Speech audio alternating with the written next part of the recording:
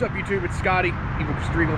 We're out here at CC Powersports today, and I'm going to ride an R7. Haven't done it yet. Let's get in the saddle, and I'll tell you what I think about it.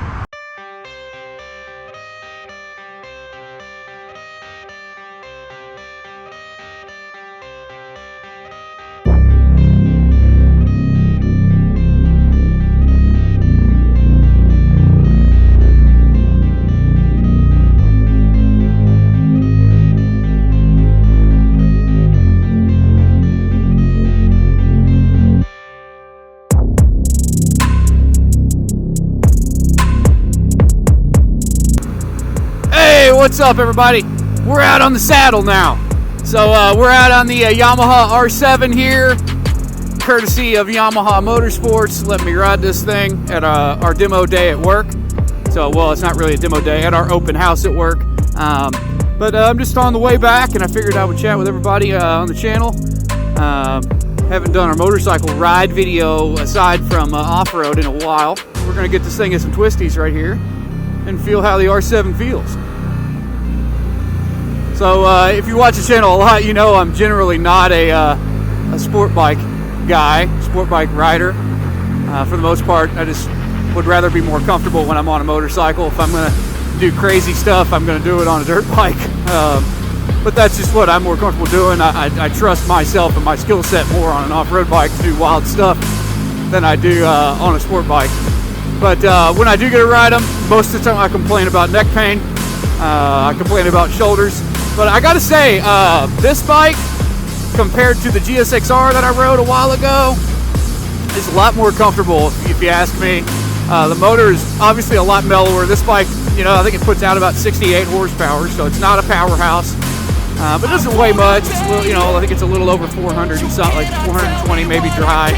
So you're probably looking at about 470 wet. It's not super heavy, but what you do get is a pretty awesome styling for $9 grand. I think this bike's going to run you $89.99 MSRP. But I really love the styling of this thing. The tank, I love the fins on the tank. I just think it's really cool, man. And you know what? It's pretty fun to corner. A little zippy thing.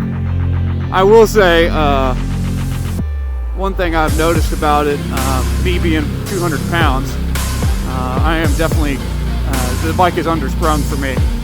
So it's diving pretty hard in the corners when I'm under hard braking, which is to be expected. You know, number one, it's not really an aggressive sport bike. It's got aggressive sport bike styling, but it's got a little mellower engine, same engine that's in the MT-07. So not the R6 of old. Sort of loosely replaced that bike, but not really in the same league as the R6 as far as performance goes. Looks, I think it's a very good looking motorcycle, like I said. Maybe one of my favorite Yamahas in a while. I love this blue color that's on it. It's got like this flake in it, out in the sunlight, looks awesome. Don't you love it when you get stuck behind a semi? Goodness. Ruins all the fun out of riding a motorcycle. But I will say, I have ridden it on the freeway briefly, just getting to where I started the video.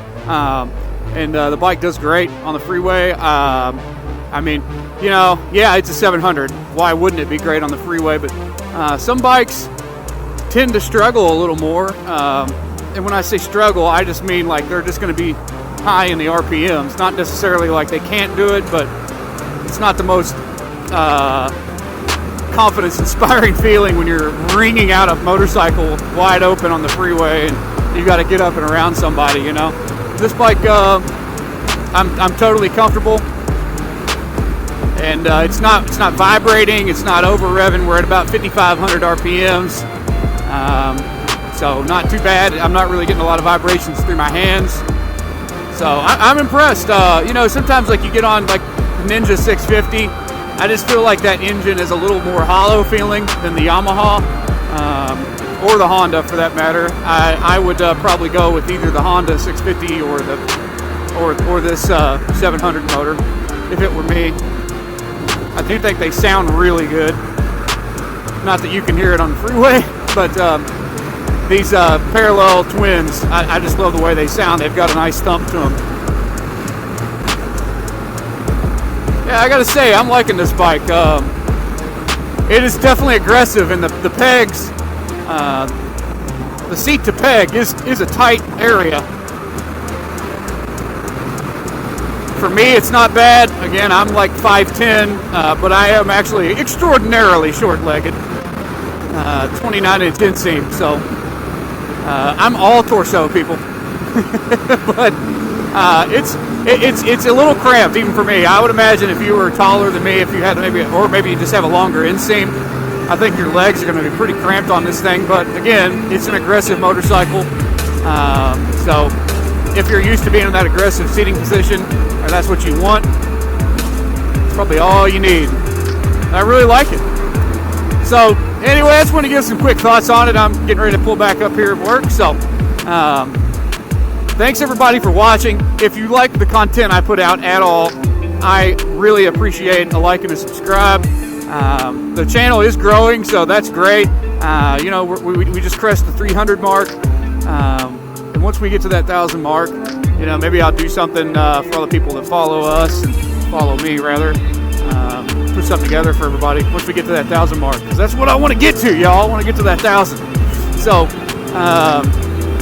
we're slowly growing. I appreciate it, and yeah, I'm gonna stop rambling. I think the only person that likes to hear me ramble is maybe my wife. Hey Ashley, if you're watching this. So anyway, it's been Scotty. I'll check you later. Peace.